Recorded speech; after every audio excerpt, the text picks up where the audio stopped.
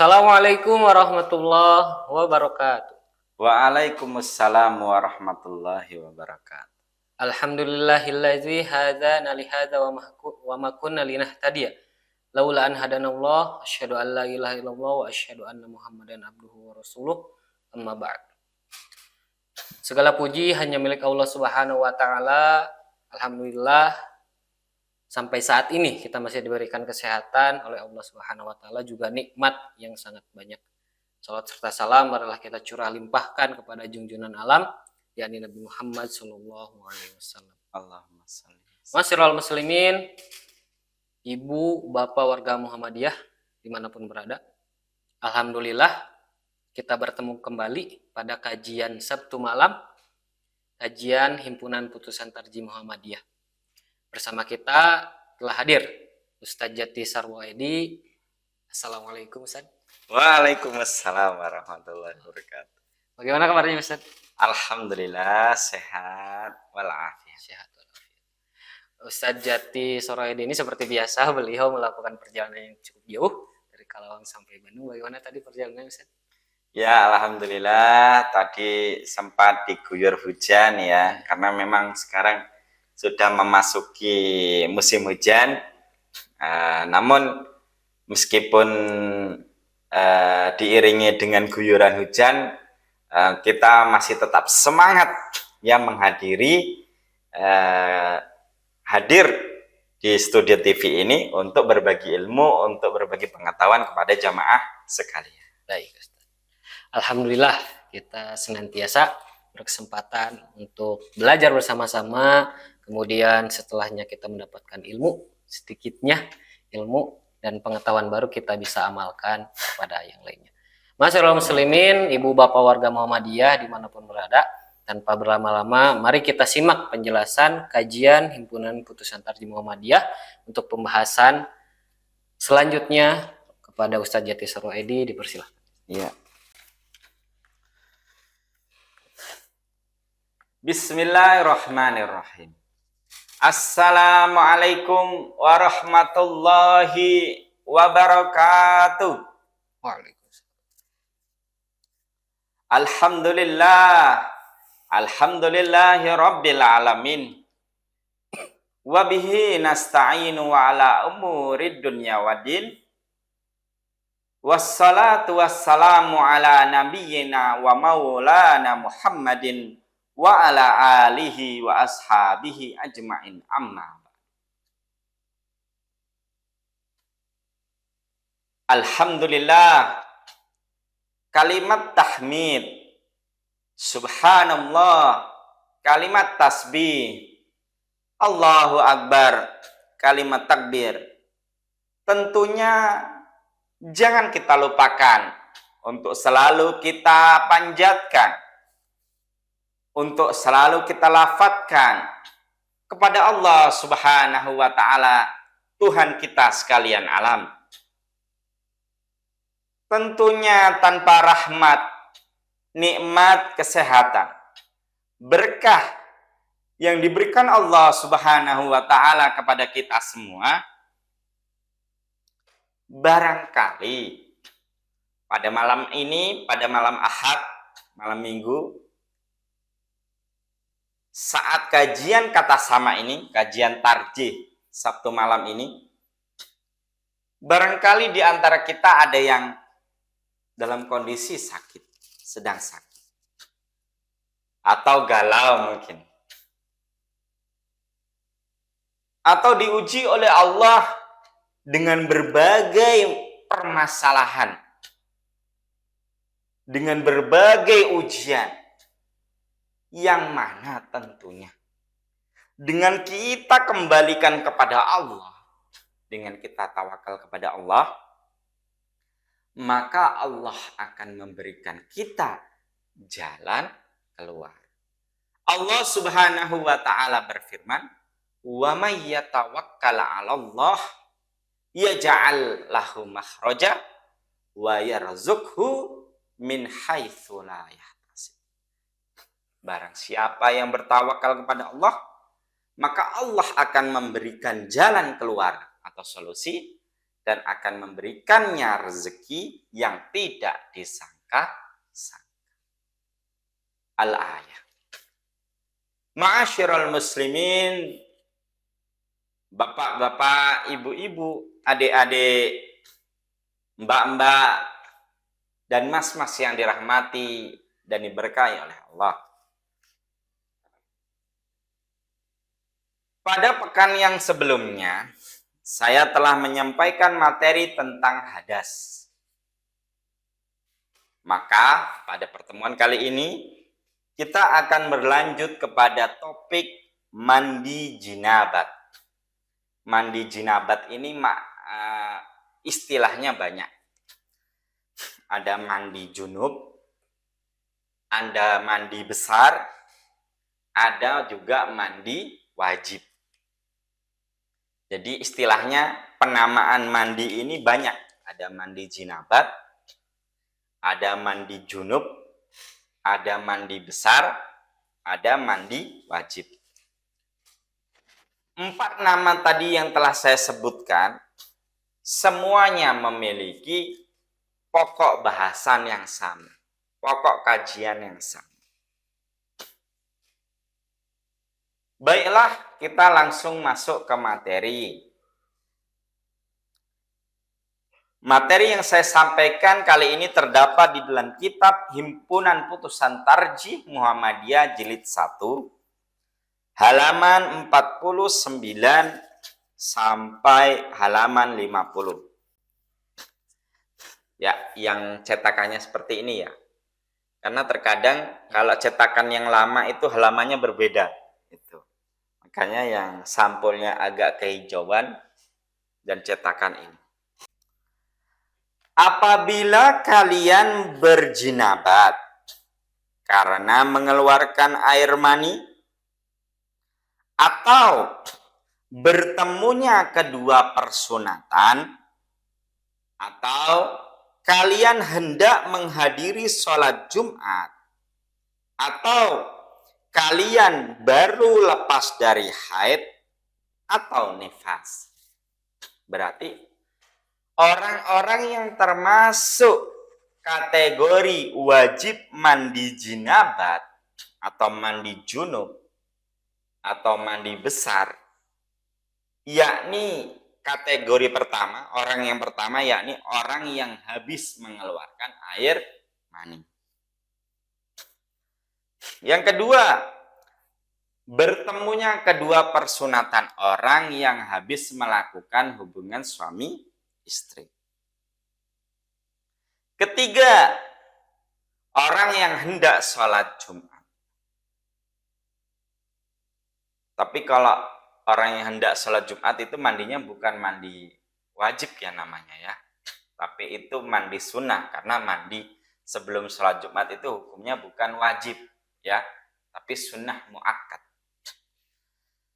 Kemudian keempat, orang yang baru selesai haidnya. Jadi haid di hari terakhir. Maka kalau kita mau sholat, maka harus mandi terlebih dahulu. Mandinya mandi wajib kalau ini. Kemudian yang terakhir nifas. Setelah seseorang itu melahirkan, maka dia wajib mandi. Bukan sunnah muakkad hukumnya. Kalau tadi yang mau sholat Jumat itu hukumnya hanya sunnah muakkad. Lebih afdol, lebih utama mandi terlebih dahulu sebelum sholat Jumat. Tapi Ustadz kalau nggak mandi dulu sebelum sholat Jumat gimana? Ya nggak apa-apa, nggak dosa. Itu kan karena hukumnya bukan wajib. Seperti itu. Jadi tadi saya ulangi, orang yang mengeluarkan air mani, kemudian terjadinya hubungan suami istri, kemudian hendak sholat Jumat, kemudian setelah berakhirnya haid, kemudian setelah nifas, setelah melahirkan. Berarti ada 5 golongan yang dikategorikan untuk mandi jinabat atau mandi junub. Baiklah, sekarang kita masuk ke kategori pertama, yakni orang yang mengeluarkan air mani. Siapakah orang tersebut? Apakah termasuk orang yang melakukan hubungan suami istri? Jawabannya tidak. Yang dimaksud di kategori pertama adalah orang yang habis mimpi basah. Jadi biasanya bapak-bapak, ibu-ibu sekalian, kalau kita mimpi basah, itu biasanya setelah itu keluarlah air mani, bukan mazi. Ya. Jadi air mani itu keluar tidak hanya melalui terjadinya hubungan suami istri, tapi juga bisa melalui mimpi basah. Tidur, kok bangun-bangun tiba-tiba basah sarungnya. Ternyata yang keluar itu adalah air mani. Jadi yang dimaksud di sini adalah setelah mimpi basah. Ya. Jadi keluarnya tanpa disengaja. Ya, tapi tentunya harus melalui proses mimpi basah. Kemudian kategori yang kedua, kategori yang pertama ya, kita masuk ke dalilnya ya biar lebih sikoh sumbernya. Kita lihat dalilnya ada di nomor 31. Karena ayat yang tersebut dalam pendahuluan, ini tadi Quran surat Al-Maidah, surat ke-5 ayat 6. Dan jika kalian junub maka bersuci atau mandilah kalian. Dan hadis sesungguhnya air itu dari air. Ya, sesungguhnya air itu dari air. Air mani itu juga dari air. Hadis riwayat Imam Muslim dari Abu Sa'id Al-Khudri. Juga ada hadis dari sahabat Ali, ia berkata, adalah aku seorang yang sering mengeluarkan mazi.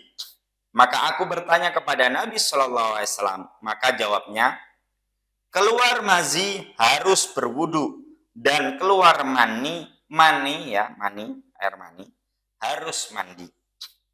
Diriwayatkan oleh Imam Ahmad, Ibnu Majah dan At-Tirmidzi.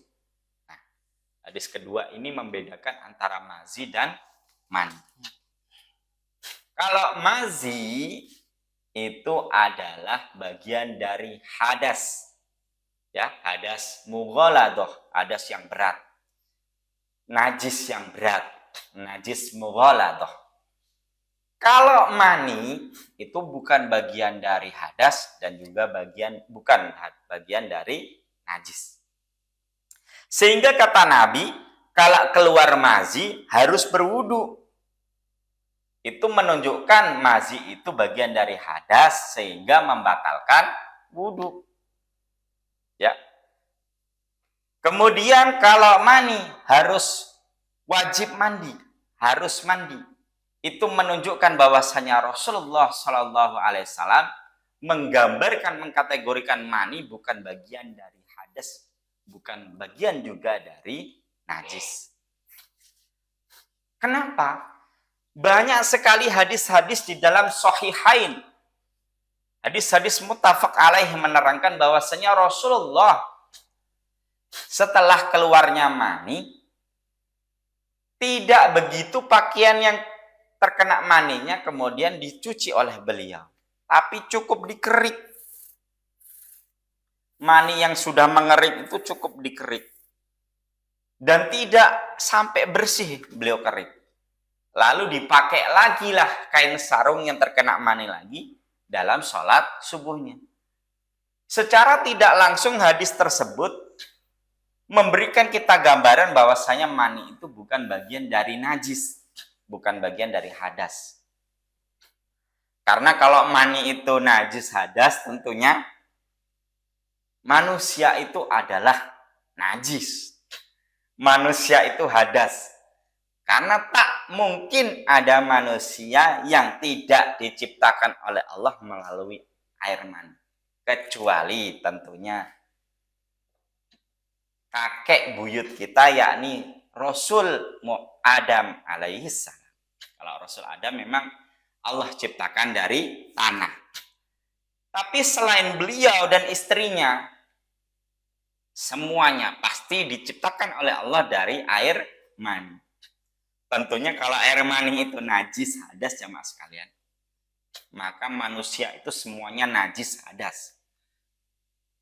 Maka kamu najis istilahnya. Kamu ini hadas.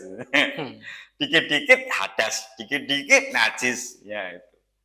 Ya, nanti pemahamannya malah bisa menyinggung saudara kita ya, seperti pemahaman, mohon maaf, ada sebuah ormas yang memiliki pemahaman kalau manusia itu najis. Sehingga kalau sholat di masjidnya itu harus dipel masjidnya. Mungkin dia menganggap mani itu najis ya. Ya. Ormas itu menganggap mani itu najis atau hadas. Tentunya hadas yang mughalah, hadas besar. Lanjut ya.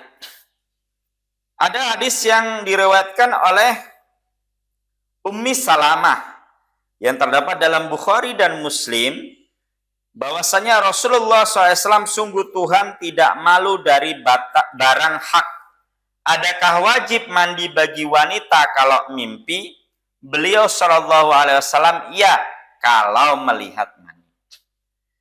Ya, jadi ternyata ada hadis lain yang menerangkan kalau wanita mimpi, ya, di sini ada kata-kata wajib mandi bagi wanita kalau mimpi. Lalu Rasulullah SAW menjawab, ya. Nah, jadi wanita ataupun laki-laki ketika dia setelah bermimpi dan keluar air mani, hendaknya wajib untuk mandi jinabah. Ya, itu dalil-dalilnya ya, jamaah sekalian. Kita lanjut ke kategori orang yang kedua, yakni bertemunya kedua persunatan. Jadi kalau yang dimaksud ketemunya kedua persunatan atau al-khitanaini, ya, iltaqa awil tiqai al-khitanaini, yang dimaksud ini adalah terjadinya hubungan suami istri, bertemunya atau interaksinya antara alat kelamin laki-laki dengan perempuan, suami dan istrinya. Itu. Adapun dalilnya terdapat di dalam hadis atau nomor 32. Menurut hadis, apabila seseorang bersetubuh, maka wajiblah mandi. Hadis ini diriwayatkan oleh Al-Bukhari, Muslim, dan lainnya dari sahabat Abu Hurairah. Jadi kalau kata Nabi Muhammad SAW, kalau terjadi persetubuhan antara suami dan istri, maka wajib mandi junub, mandi jinabah. Ini kategori yang kedua. Sekarang kategori yang ketiga. Orang yang hendak menghadiri sholat Jumat. Nah, ini hendak menghadiri sholat Jumat ini hukumnya nggak wajib. Ya tentunya kalau hukum mandi sebelum sholat Jumat itu hukumnya wajib. Ya kalau nggak mandi dulu berarti nggak sah sholat Jumatnya. Alias berdosa. Ya alias berdosa. Mohon maaf ya. Alias berdosa karena tidak mandi terlebih dahulu. Mari kita tengok hadisnya. Ini nomor 33. Hadis dari sahabat Ibnu Umar dalam riwayat Imam Muslim. Rasulullah Shallallahu Alaihi Wasallam bersabda, apabila salah seorang dari kalian akan menghadiri sholat Jumat, maka hendaklah mandi. Rawahu Muslim. Ya, jadi ini adalah sabda Nabi. Ya, petunjuk Nabi. Yang mana di situ digambarkan apabila salah seorang dari kalian akan menghadiri sholat Jumat, maka hendaklah mandi. Di sini tidak ada kata-kata perintah. Berarti di sini menunjukkan akan sunnahnya saja. Makanya kemudian jumhur itu berpendapat bahwasanya hukum mandi sebelum sholat Jumat itu adalah sunnah muakkad. Sunnah yang ditekankan untuk dilakukan. Kenapa? Karena terkandung di dalamnya pahala yang besar. Jadi kalau kita mandi sebelum sholat Jumat, kita mendapatkan pahala yang besar. Ma'asyiral muslimin wa jumratal mu'minin rahimakumullah. Bapak-bapak, ibu-ibu, adik-adik, mas-mas dan mbak-mbak yang dirahmati dan diberkahi oleh Allah. Lanjut kategori yang keempat, yakni orang yang baru selesai dari haidnya. Ini ada di nomor 34, halaman 65. Yang menunjukkan wajib mandi dalam keduanya ialah nas dari Quran surat Al-Baqarah ayat 222. Yang bunyinya,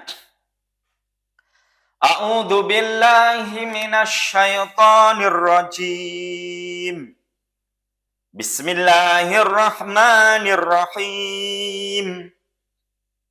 Wa la taqrabuhunna hatta yatahhurn. Fa idza tatahharna al-ayat. Yang artinya, dan janganlah kalian mendekati istrimu yang sedang haid sehingga ia bersuci. Dan apabila telah bersuci, maka hendaklah segera mandi. Quran surat Al-Baqarah ayat 222. Juga ada sebuah hadis dari sahabiah Aisyah bahwasanya Fatimah binti Abi Hubaish, ini Fatimah ini bukan putrinya Rasulullah ya, tapi Fatimah anaknya Abu Hubaish. Bahwasanya Fatimah berair merah atau istihadah. Lalu menanyakan kepada Nabi Shallallahu Alaihi Wasallam, maka beliau Shallallahu Alaihi Wasallam bersabda, itulah darah penyakit, bukan darah haid. Kalau kau berhaid, maka tinggalkanlah sholat. Dan kalau sudah selesai, maka mandilah lalu sholat. Ya, berarti hadis yang terakhir ini menggambarkan bahwasanya Rasulullah membedakan antara istihadah dengan haid. Kalau keluar darah haid, maka nggak boleh, haram sholat, haram puasa. Ya, dan nggak perlu mengganti sholatnya kalau keluar darah. Ya, tapi puasanya tetap harus diganti. Tapi kalau keluar darah istihadah itu kata Rasulullah itu darah kotor. Ya, darah istihadah itu adalah darah kotor. Maka dia wajib mandi. Ya. Ya, bentar ya. Ini tadi nomor 34. Hadis nomor 34. Kalau keluar darah istihadah, maka tetap sholat, ya, karena tadi darah penyakit, mohon maaf ya, kalau darah istihadah maka tetap sholat. Jadi kita bersihkan darah istihadahnya, setelah kita bersihkan baru kemudian sholat fardu. Kalau darah haid ya nggak boleh, di samping kita bersihkan darah haidnya, kita tidak boleh mendirikan sholat 5 waktu. Jadi darah istihadah itu adalah darah yang mana menyebabkan seorang wanita tidak boleh mengerjakan amalan-amalan yang diperintahkan Allah Subhanahu wa Ta'ala. Setelah selesai, maka hendaknya wajib untuk mandi janabah. Tapi kalau darah istihadah, ya kalau tadi kan darah haid ya, ini kalau darah istihadah, maka dia ya tidak perlu mandi junub, tidak perlu mandi jinabat, maka cukup ya membersihkan darah istihadahnya, lalu dia melanjutkan sholat, melaksanakan perintah-perintah Allah. Jadi istihadah tidak menghalangi perintah Allah, tapi kalau haid menghalangi perintah Allah. Istihadah tidak perlu mandi jinabat, mandi junub, mandi wajib. Kalau haid harus, ya, ketika berakhir maka harus mandi junub. Itu perbedaan.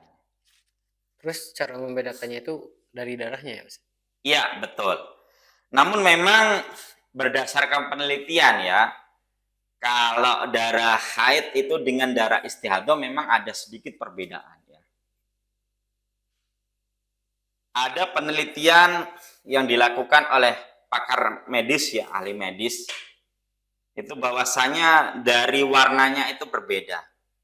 Kalau darah istihadah, kalau berdasarkan hadis yang tadi saya baca, itulah darah penyakit, bukan darah haid. Berair merah. Nah, ada kata-kata berair merah. Berarti darah istihadah itu warnanya merah mengkilat, merah murni. Ya, istilahnya merah murni. Sedangkan kalau darah haid itu merah mungkin agak kecoklatan, mungkin agak kehitaman, jadi tidak murni merah. Itu perbedaan warnanya menurut penelitian para pakar hadis, dan juga berdasarkan hadis yang tadi dari Fatimah binti Abi Hubaish. Jadi kalau darah istihadah itu merah murni, merah terang. Kalau darah haid itu tidak murni merah, ada campuran warna hitamnya, mungkin ada campuran warna agak kecoklatan. Itu perbedaan warna. Ya, hadirin yang dirahmati dan diberkahi oleh Allah. 3 menit lagi, Ustaz. Oh, 3 menit lagi. Ya. Kemudian setelah nipas, ini kategori yang terakhir. Yakni setelah nipas, setelah kita mohon maaf, bukan setelah kita ya. Kalau saya ngomong kita berarti kita juga nipas ini, Mas Rizky. Setelah kaum wanita melahirkan. Ya. Jadi ketika kaum wanita setelah melahirkan, maka dia wajib mandi junub atau mandi jinabat atau mandi wajib. Dalilnya terdapat dalam nomor 35. Ya, ternyata sama dalilnya. Tadi ya, kalau keluar darah istihadah tidak perlu mandi. Kalau keluar darah haid lalu sudah di hari terakhir keluarnya, maka harus mandi. Ya. Dalilnya sama ya. Hadis riwayat Al-Bukhari dari sahabat Aisyah. Sekarang adapun tata caranya sebagaimana terdapat di dalam himpunan putusan Tarjim Muhammadiyah. Yang pertama, niat membaca bismillah. A'udzubillah. Kenapa kok harus membaca bismillah, Ustadz?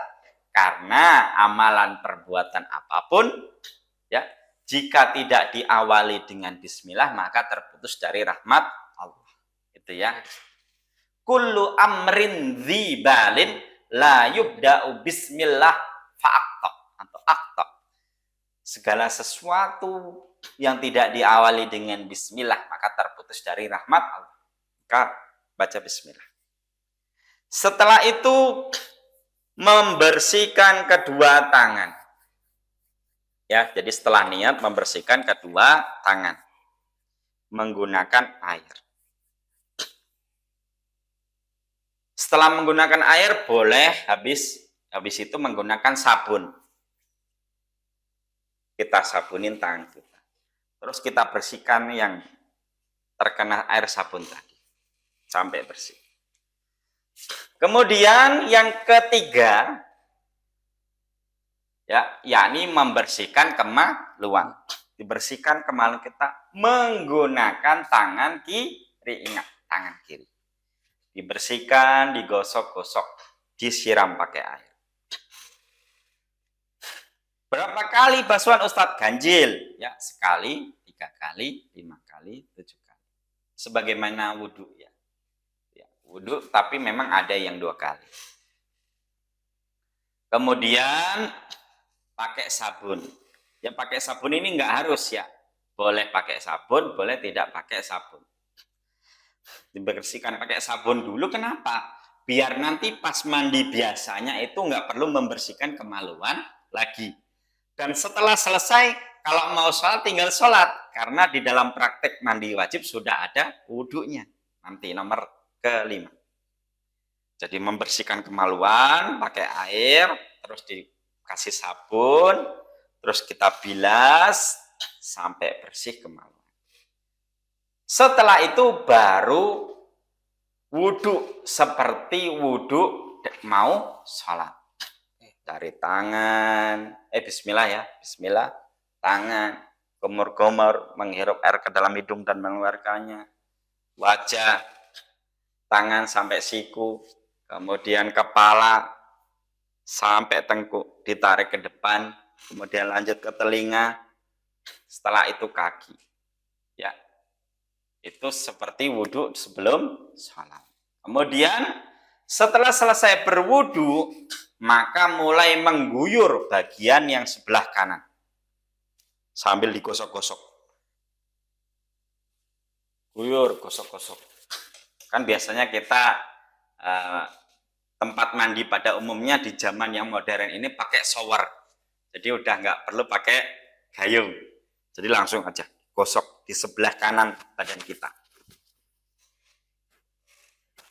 Ya. Berapa kali Ustadz ganjil? Sekali, boleh 3 kali, 5 kali, dan seterusnya. Kalau sudah yang sebelah kanan, maka kemudian yang sebelah kiri digosok-gosok. Ya, pas rambut, pas di bagian rambut mau kita sekalian sampo, menyampo rambut kita boleh. Kalau enggak ya juga enggak apa-apa. Kalau nanti aja Ustadz di akhir aja pas mandi biasa ya. Jadi kalau mau sekalian disampo juga boleh yang sebelah kiri, terus disabunin juga boleh. Berapa kali Ustadz ganjil bilangan? Kalau sudah sebelah kanan tadi dan juga sudah pula yang sebelah kiri, maka kemudian mandi seperti biasa. Sikat gigi, pakai sabun mandi. Bagi pas kemaluan, tidak perlu diusap lagi, tidak perlu disabuni lagi, karena tadi sudah menggunakan sabun. Kenapa Ustadz? Ya kalau kita menyentuh kemaluan, otomatis batal wudhu kita. Tadi hadisnya telah saya sampaikan di dalam kitab hadas ya, bab hadas pada pertemuan yang lalu. Rasulullah SAW bersabda, jika engkau menyentuh kemaluanmu, maka berwudulah. Di situ ada fi'il amr, perintah untuk berwudu. Berarti menyentuh kemaluan itu membatalkan wudu. Sehingga jamaah sekalian, ketika dalam mandi jinabat, kita setelah berwudu tadi, yang langkah kelima, maka kita tidak perlu lagi menyentuh kemaluan kita. Tinggal mandi seperti biasa, sikat gigi, sabunan, nggak perlu di bagian alat kelamin kita bersihkan lagi. Lalu kemudian selesailah mandi kita. Itu diantara tata cara mandi junub, atau mandi jinabat, atau mandi wajib, atau mandi besar. Tentunya jangan lupa setelah kita mandi mengucapkan alhamdulillah. Karena Rasulullah SAW secara umum bersabda, jika engkau mengakhiri amal perbuatanmu, maka akhirilah dengan mengucapkan alhamdulillah. Ya, kan ada lagunya. Dimulaikan dengan bismillah, diakhiri dengan alhamdulillah. Begitulah sehari dalam hidup kita, mudah-mudahan dirahmati Allah. Ya, terima kasih. Alhamdulillah, penjelasan yang begitu sangat mudah untuk dipahami Ustadz. Ya. Jadi Ustadz tadi menjelaskan beberapa detail sampai praktek yang dilakukan setelahnya kita berhadas yang diwajibkan untuk mandi junub. Ya. Itu ada praktik khusus untuk dilakukan ketika kita mandinya. Iya. Baik Ustadz, di sini ada beberapa pertanyaan kembali terkait permasalahan ini. apa ya, sering kali gitu ya.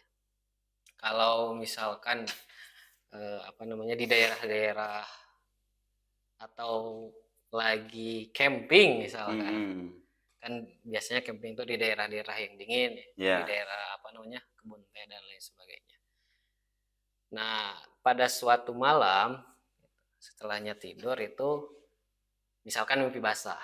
Nah, kan apa namanya suasananya dingin, kemudian ya kalau misalkan dingin pakai air panas kan tidak memungkinkan juga karena sedang camping juga.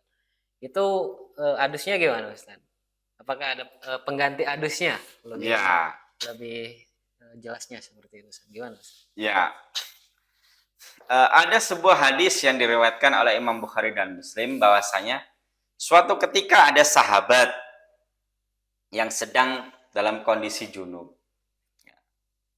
Lalu bertanya kepada Nabi, "Wahai Rasulullah, bagaimana aku tadi malam itu habis mengumpuli istriku. Bagaimana aku cara bersucinya sedangkan aku tidak mendapati air? Aku tadi sudah melakukan suatu perbuatan yang agak sedikit kocak ya. Jadi sahabat itu beliau berguling-guling di padang pasir ya, untuk analogi dari mandi junub tadi atau mandi jinabat. Lalu kata Rasulullah, tidak perlu engkau melakukan itu wahai sahabatku. Cukuplah ya engkau menggantinya dengan tayamum. Jadi jamaah sekalian, pengganti wudhu ketika kita tidak mendapati air, baik kita ya dalam kondisi berhadas maupun tidak berhadas, baik kita dalam kondisi tidak najis maupun terkena najis, maka penggantinya adalah tayamum. Bukan berguling-guling di padang pasir ya, karena tidak mendapati air. Jadi hal itu tidak dibenarkan Nabi, kata Nabi, tidak perlu. Cukuplah engkau bertayamum. Muttafaq alaih. Cukup bertayamum ya Ustaz. Ya, cukup dengan bertayamum. Itu juga berlaku kepada orang sakit ya Ustaz. Ya, betul. Sakit, kemudian tidak apa di luar kendalinya kan, mimpi basah itu di luar kendali, kemudian mau mandi wajib tidak bisa karena keadaan sakit, akan diganti dengan tayamum. Iya. Baik Ustaz, kemudian yang selanjutnya itu terkait apa? Tadi praktek mandi wajib ya Ustaz. Iya. Nah, kan pada zaman Rasul tuh belum ada sabun Ustaz. Iya. Jadi untuk mandi wajib ini apakah yang ininya Ustaz, yang intinya gitu, air yang mengguyur seluruh tubuh kita dengan beberapa gerakan tadi tanpa sabun pun, apakah itu sah atau tidak Ustaz? Karena pada zaman Rasul tidak ada sabun. Bagaimana Ustaz? Ya, terkait tadi yang penjelasan dari saya mengenai dengan sabun, itu bukan suatu hal yang wajib untuk kita lakukan. Jadi yang kita lakukan itu adalah rangkaian dari mandi wajibnya itu yang wajib. Jadi meskipun kita juga nggak sikat gigi di dalam mandi jinabat kita, meskipun kita nggak memakai sabun mandi, meskipun kita nggak sampoan, itu nggak, tetap sah. Itu. Jadi mandi jinabat kita tetap sah. Itu. Jadi itu bukan bagian dari rangkaian wajibnya mandi jinabat, hanya penyempurna saja. Kan tidak mungkin juga kalau kita mandi tidak pakai sabun, ya bagaimana badan kita bisa bersih. Tidak mungkin kita ketika kita mandi tidak sikat gigi, tentunya biar gigi kita itu bersih, tentunya seperti itu. Oke, baik Ustaz. Kemudian ini seringkali saya obrolkan dengan beberapa teman saya itu terkait mandi wajib itu, teman-teman, itu setelahnya mandi wajib itu tidak perlu lagi wudhu katanya. Logikanya kalau wudhu itu kan biasanya dilakukan sebelum sholat untuk supaya suci nantinya ketika sholat, mensucikan najis-najis yang kecil seperti yang kentut, kencing, BAB dan lain sebagainya. Nah, logikanya hadas yang kecil juga hilang apalagi dengan junub yang membersihkan, apalagi dengan mandi wajib yang membersihkan semuanya. ya, semuanya. Jadi tidak perlu berwudu lagi. Nah, ternyata tadi Ustadz jelaskan bahwasannya wudu itu sepaket dengan praktik mandi wajib. Iya. Jadi kalau misalkan mandi wajib tetapi tidak melaksanakan wudu di akhir, itu tidak sah mandi wajibnya apa gimana Ustaz? Ya. Jadi ketika kita dalam praktik mandi jinabat atau mandi junub atau mandi wajib, kalau tidak ada rangkaian wudhunya maka tidak sah karena ini bagian dari rangkaian mandi junub, mandi jinabat. Berarti persepsi bahwa mau sholat tapi setelah mandi wajib tidak perlu wudhu itu salah ya Ustaz. Kalau dalam praktiknya memang tidak melaksanakan wudhu di akhir. Betul sekali. Itu pemahamannya betul ya. Tapi kalau dalam rangkaiannya ternyata sudah berwudu dan ternyata setelahnya itu tidak menyentuh kemaluan, maka ini ada ya di dalam tanya jawab agama, insya Allah jilid 3, 4, 5. Di situ diterangkan kalau kita setelah mandi junub atau mandi wajib lah kok menyentuh kemaluan, maka ya batal wudhunya. Ketika mau sholat harus wudhu kembali. Tapi kalau setelah wudhu tadi dalam rangkaian wudhu mandi jinabat tadi kita nggak nyentuh kemaluan lagi, maka setelah selesai tidak perlu wudhu kembali, langsung sholat saja. Seperti itu. Ya ternyata jadi teman-teman yang seringkali ngobrol dengan saya terkait permasalahan ini ditekankan bahwasanya pada rangkaian mandi wajibnya itu diakhiri dengan wudhu karena itu sudah menjadi satu paket ya. Bukan diakhiri sebenarnya, maksudnya tadi kan yang pertama kan tadi niat, kemudian membersihkan kedua tangan, terus kemaluan, terus wudhu. Habis itu yang sebelah kanan, terus yang sebelah kiri. Maksudnya seperti itu. Jadi ada rangkaiannya di situ, ada berwudhu gitu, bukan di akhirnya. Ya, bukan di akhirnya tapi emang rangkaiannya. Di dalam rangkaiannya itu. Masyarul muslimin rahimakumullah, alhamdulillah kita telah mendengarkan penjelasan terkait pembahasan dari himpunan Pusat Tarjih Muhammadiyah terkait dengan mandi wajib ya Ustaz. Iya. Jadi Ustaz telah menjelaskan secara rinci terkait mandi wajib, hukumnya, dan kemudian praktek yang dilakukan ketika kita mandi wajibnya itu sendiri. Masyarul muslimin rahimakumullah, ibu, bapak warga Muhammadiyah dimanapun berada. Tidak terasa ya Ustaz, kita sudah di penghujung acara. Karena tadi beberapa pertanyaan juga telah dijawab oleh Ustaz dengan sangat baik. Terima kasih Ustaz atas waktunya. Ya, sama-sama Mas Rizky. Walaupun hari yang begitu melelahkan, tapi insya Allah dengan keikhlasan semuanya tampak mudah ya Ustaz. Amin ya Allah ya Rabbal alamin. Amin. Baik, masyarul muslimin, ibu bapak warga Muhammadiyah dimanapun berada, sekian yang dapat kami sampaikan. Kemudian jangan lupa share video atau kajian hari ini bila ada teman kita, keluarga kita yang memang tidak berkesempatan untuk belajar bersama-sama bareng kita untuk mengkaji tentang keagamaan berdasarkan hasil putusan tarjih Muhammadiyah. Kemudian jangan lupa juga untuk like dan berikan pendapat ibu bapak semuanya bila mana ada yang ingin disampaikan, utarakan di kolom komentar. Juga jangan lupa subscribe channel Muhammadiyah Jawa Barat untuk senantiasa dapat usaha untuk menampilkan kajian-kajian atau konten-konten yang tentunya dapat memberikan tambahan ilmu bagi kita semua. Billahi fisabilil haq, fastabiqul khairat, nasrullah wa fathun qarib wa basyiril mu'minin. Assalamualaikum warahmatullahi wabarakatuh. Waalaikumsalam warahmatullahi wabarakatuh. Sorry. Waalaikumsalam. Sami-sami.